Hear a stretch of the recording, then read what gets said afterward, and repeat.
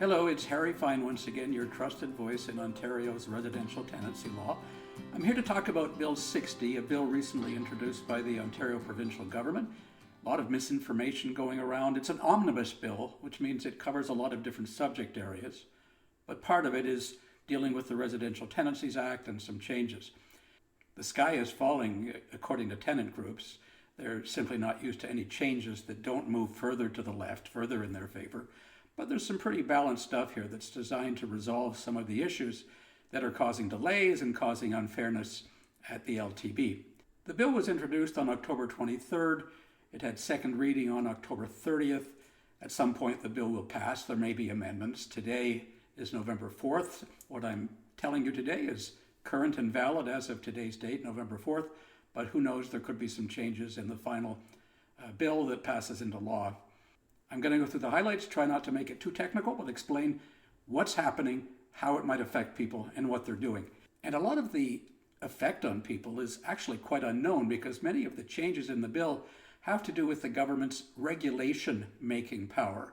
They can do things by regulation. They can do things, as it says in the Act, as prescribed. That means the provincial cabinet can sit around and approve these regulations, which then form part of the Residential Tenancies Act. And often the devil's in the details are in the regulation. So it remains to be seen exactly how these changes will affect landlords and tenants. So here we go.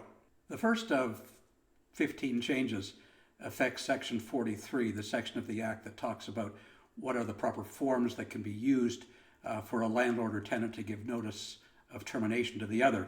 And it used to say that it must be on a form approved by the board.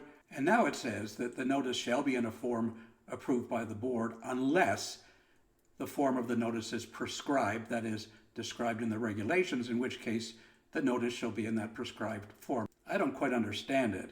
The government can have the public service amend forms at will. Why they have to have forms that are prescribed in the regulation, I don't know, but that is the first of the changes that they're making.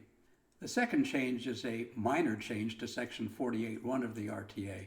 That's the section that requires a landlord to either provide the tenant with an alternative unit acceptable to them, or provide them with 1 month's compensation if they give the tenant an N12 notice because they or a family member wish to move in. And it basically says that that requirement does not apply if the termination date in the N12 notice is at least 120 days from the date it is served rather than the minimum 60 days. And of course it needs to be for the last day of a rental period, or if there's lease term, the last day of the lease term. That does not mean that the N12 notice now has a 120-day time to termination date from the time it's served. It simply means that if you want to avoid paying the compensation of 1 month, you have to serve it at least the 120 days in advance. The third change I find quite interesting. They're adding a subsection to Section 58, which talks about evictions for persistent late payment of rent. And they're going to describe or prescribe in the statute what exactly constitutes persistent late payment of rent when it's paid after the date it's become due. And I'm not sure exactly why they're doing it. There is confusion. There's no specificity in Section 58. Does it have to be 12 times late? Does it have to be 6 times late, but at least 10 days at a time?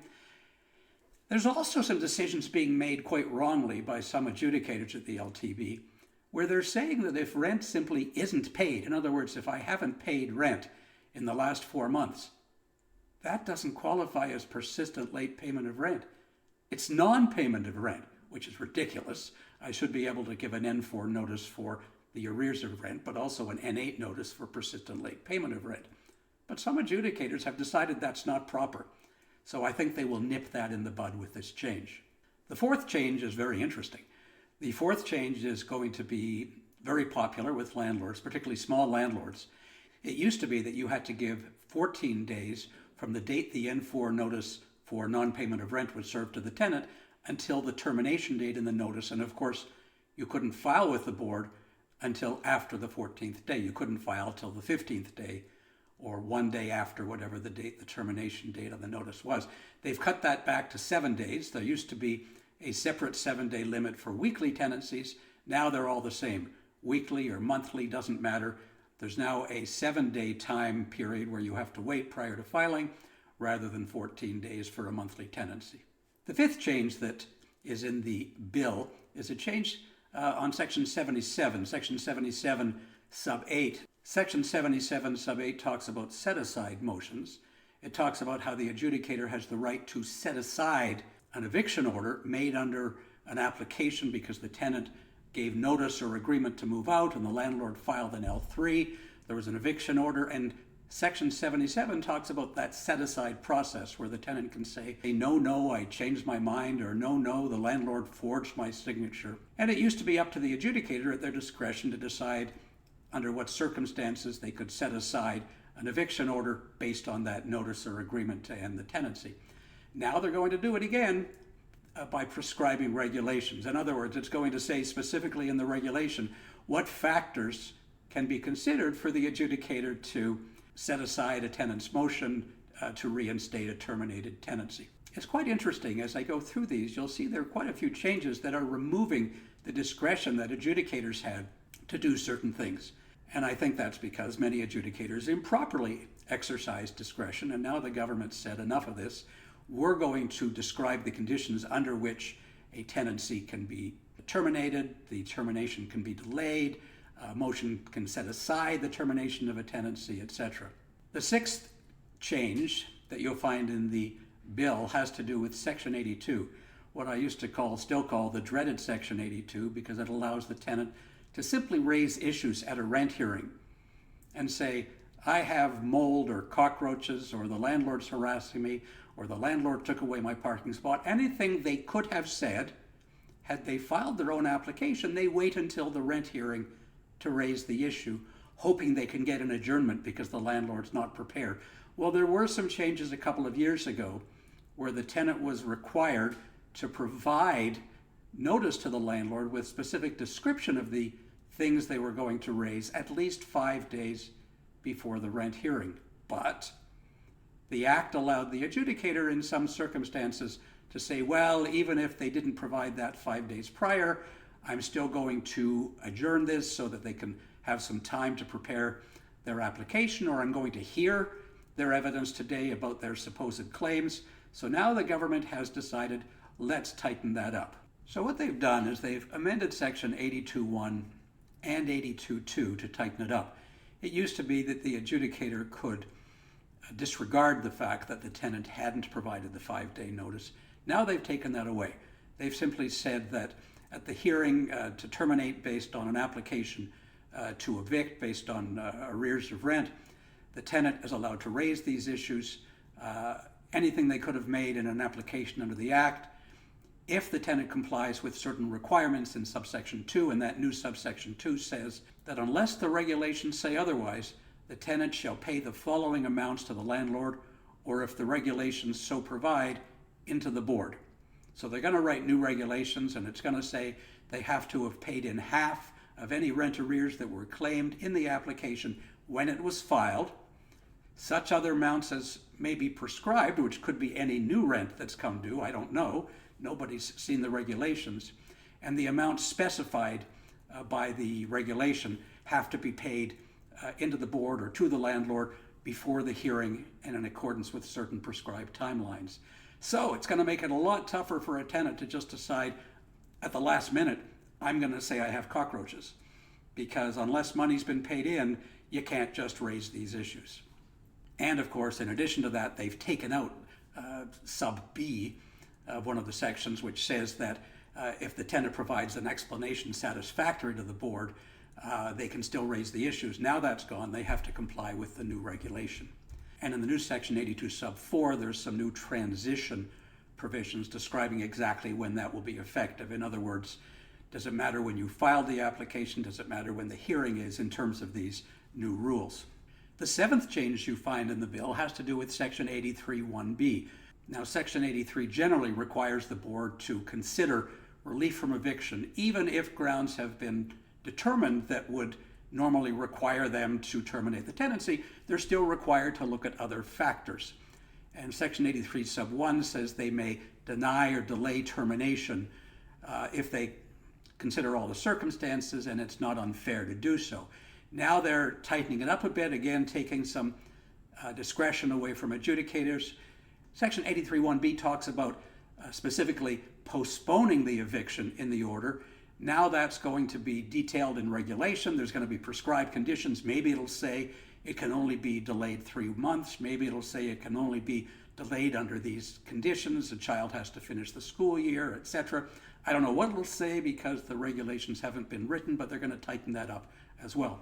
They've also, in the 8th, 9th, and 10th parts of this bill, have talked about some of the same things we've discussed, but as the rules apply for cooperatives, which are all in Section 94 of the Act, rather than how those rules apply to regular residential tenancies. Big change, the 11th change in the bill, has to do with filing reviews at the LTB. As you know, there's an internal review process which is generally prior to the regular appeal process to the courts. They've removed Section 209 sub 2 completely. That section says that without limiting the generality of Section 21 of the Statutory Power Procedures Act for the board to review orders, that the review can be granted if the party to the proceeding was not reasonably able to participate in the original hearing. That section causes more confusion, and it's applied so irrationally and inconsistently between landlords and tenants, between tenants and tenants, and between landlords and landlords. So now it's saying under Section 21(2) of the Statutory Power Procedures Act, the board has the power to review all or parts of a decision, but subject to any prescribed limitations or conditions. So they may specifically make some regulations about what conditions have to be met in order for reviews to be filed. The request to review also will now have to be submitted to the board within 15 days of the issuance of the final decision or order, where it was 30 days before. So now you really have to decide, am I going to review this order?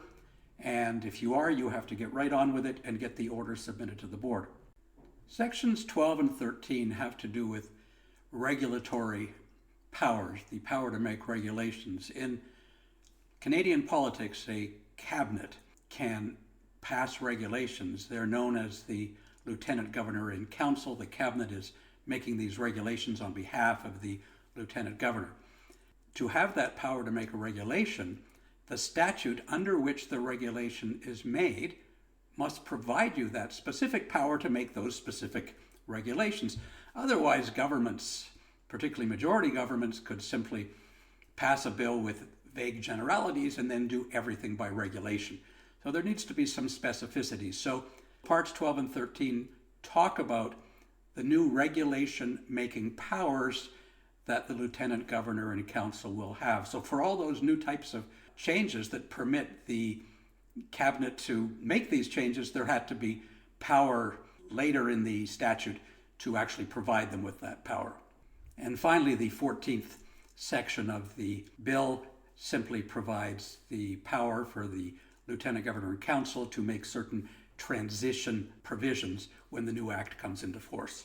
So that's where it is. And in summary, they seem to be wanting to take a lot of power away from the adjudicators to exercise discretion, which, whether that's good or bad, it's very similar to what we're hearing in the news just this week about the Supreme Court of Canada striking down mandatory minimums and saying these things should be the purview of the decision maker who's heard the case.